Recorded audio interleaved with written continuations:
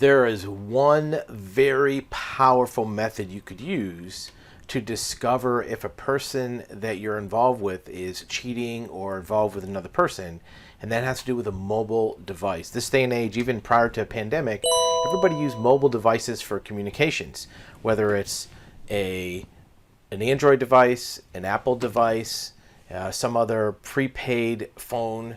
It may have even been something that's through a carrier like AT&T, or even a tablet. Every one of these devices can be used for surreptitious communication. If somebody has a main primary mobile device, you can find activity on that device communicating with another person. In many cases, if somebody is very intent on communicating secretly, they may have a second backup device. So the first thing you do is see if their primary device is the place they're using to communicate with this other person. The way you're going to do that is to see how protective the person is of that device. And if they have a second device, we'll talk about that momentarily. But if the person is very protective of their device, they don't let you take it without their watching you. If they take it in every room they go, when they go to the bathroom, they take it. If they walk outside the house, they take it with them. They keep it close at hand. The other thing you can do to try to trigger to see if there's something on that phone that's hidden is to ask to borrow. Hey, can I borrow your phone to look something up? If they hesitate or their eyes get big, that may be an indication there's something on that phone. To determine if there's a second phone, it's very, very simple.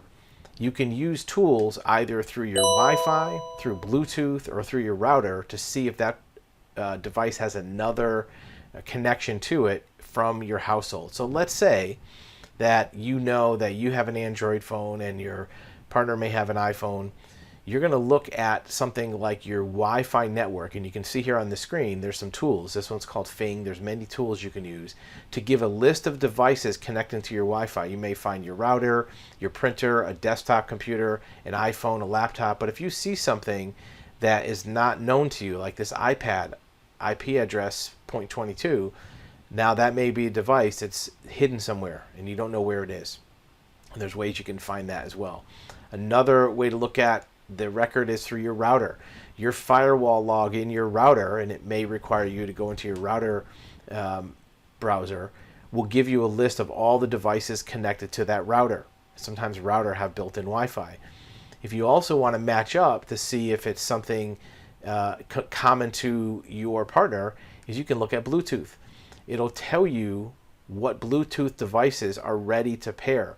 So if you find this device, let's say 192.168.0.22 with a certain MAC address here, .55, then when you're away from the house, you can see if that shows up or not. And that might give you an indication of, is that device held with the person? Is it hidden in the car? Is it in their backpack?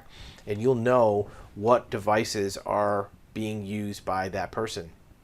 So keep in mind that there are tools to find that second device. Once you've found the second device, then you can elaborate on a way to get control of it to see what's being used. And there's ways you can do that as well. Obviously, the person's not going to take it when they go in the shower. They may have it hidden, but that's where you're going to look for those objects where the person is concealing it.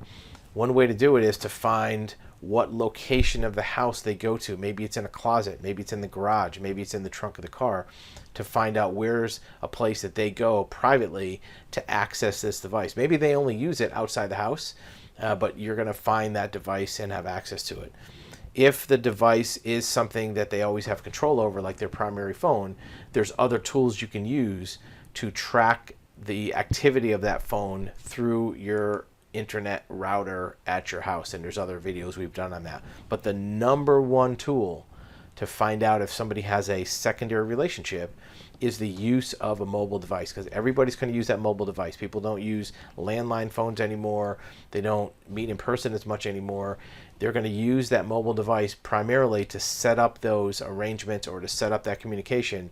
And this is where you can use tools to discover if such a secondary device is being used, and then you can track down the apps on that device.